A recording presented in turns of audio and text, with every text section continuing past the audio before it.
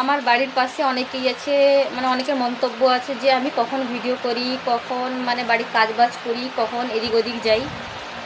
তো আমাকে বলেছে একদিন, আমি ওই দিন বাজারে গিয়েছিলাম, তো বলেছে, আমি শুনেছি কথাটা। আমি ভেবেছিলাম যে আসার পথে ওকে বলবো, তো আসার পথে ও ছিল না।